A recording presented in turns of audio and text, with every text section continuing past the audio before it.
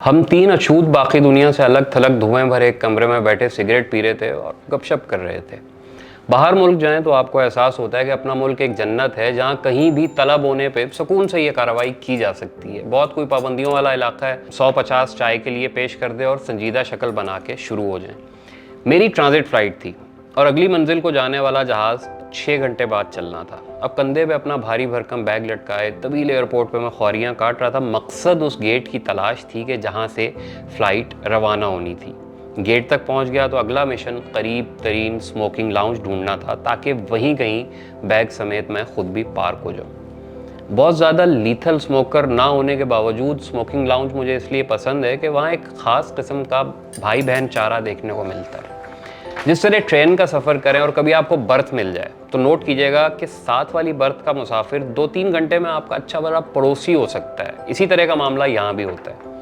अगर आप ऐसे टाइम स्मोकिंग लाउंज में कदम रख रहे हैं कि जब आने जाने वाली फ़्लाइटों का रश है तो ऐन मुमकिन है बिल्कुल दरवाजे में पैर रखने बराबर आपको जगह मिले। सूटा लगा के धुआं आप लाउंज में फेंकें और अगली सांस आप दरवाजे से बाहर खुली हवा में मुँह करके लें। रश हो या ना हो, एक बात तय है, दुनिया भर के मसरूफ़ एयरपोर्ट्स पे लाउंज में जाते साथ आपको बैठने की जगह नहीं मिलेगी। सबसे पहले दरवाज़ा खोलने पे शदीद धुआं भरा माहौल आपको सुंघाई देगा। आप सोचेंगे कि यार इधर तो सिगरेट पीना या ना पीना एक बराबर है। फिर आप बैग वगैरह कहीं आसपास रख के पोजीशन बनाएंगे, एस्ट्रे से करीब होंगे। अभी आप खड़े होंगे कि आपके रडार में दूर या करीब कोई कसमसाता हुआ नज़र आएगा कि जैसे बस अभी सीट से उठा। आप उसके नज़दीक कहीं जगह ताड़ के खड़े हो जाएंगे और 5-10 धुएं भरे मिनटों के बाद आप सामान समेत कामयाबी से पार्क हो चुके होंगे। कंधे पे लटके बोझ समेत चलते चलते अब मेरी बस होने वाली थी कि एक लाउंज का साइन नज़र आ गया। लिफ्ट में दाखिल हुआ और टेक लगा के खड़ा हो गया। मुझसे पहले वहाँ 2 लोग मौजूद थे, एक गोरा और एक अफ्रीकी। अब गोरा फुल टशन में था अपनी रिवायती अजनबियत के साथ। उसने जहाँ टेक लगाई हुई थी वो दरवाज़ा था जो 2 मंजिल ऊपर जाके खुल जाना था। समझिए दाखिल वो दाएं से हुआ था लेकिन ऊपर जाके बाईं तरफ का दरवाज़ा खुलता और जब वो खुलता तो गोरा साहब धड़ाम से ज़मीन पे होते।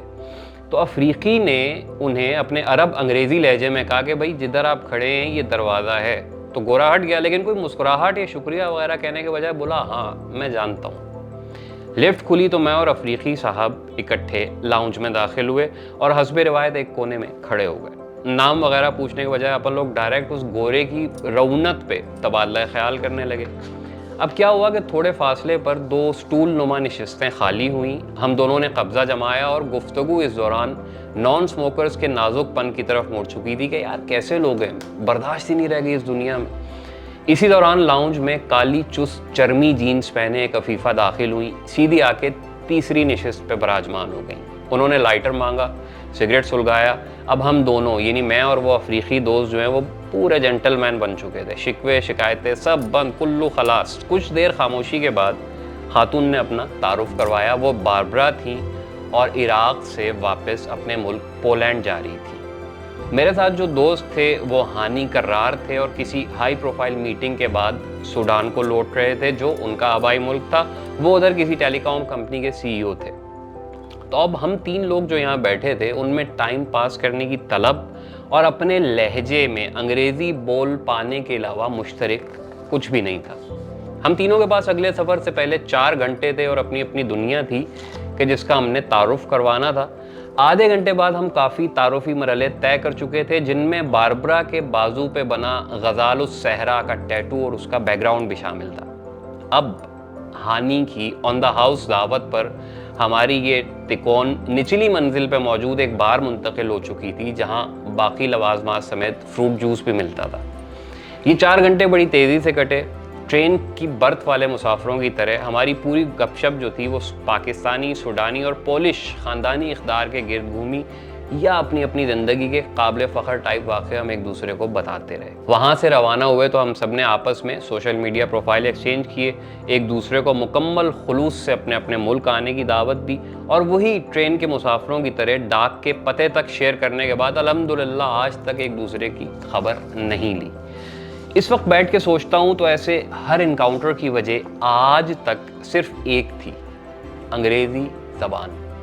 मैं उर्दू मीडियम का बच्चा था, अब भी इंग्लिश के कई लहजे सर पे से गुजर जाते हैं, लेकिन सर अहमद नदीम गुजरते वक्त और इंटरनेट का शुक्रिया अदा करता हूँ कि ये तीनों मेहरबान अगर ना होते تو شاید میں اس سفر پہ روانہ ہی نہ ہو پاتا جس کا ایک چھوٹا سا تجربہ آپ کے سامنے پیش کیا۔ انتہائی ذاتی سی بات ہے، لیکن شاید آپ میں سے کسی کے لیے کام کر جائے۔ میں نے انگریزی بولنا صرف انگلش فلمیں اور ڈرامے دیکھ کے سیکھا ہے۔ وہ پرانی باتیں تھیں کہ انگریزی اخبار لگائیں، اسے الف سے یہ تک گھول کے پئیں، نہ۔ فارغ وقت میں اگر کتابیں پڑھنے کا دل نہیں کرتا تو بھیا کوئی بھی پسند کی انگریزی فلم یا نیٹ فلکس والی سیریز لگائیں، سب ٹائٹل آن کریں اور دیوانہ وار دیکھنا شروع کر دیں۔ 3-4 ماہ دیکھیں اور پھر فقیر کو شکریہ والا ایک میسج کر دیں۔ افاقہ ہوگا لیکن آزمائش شرط ہے۔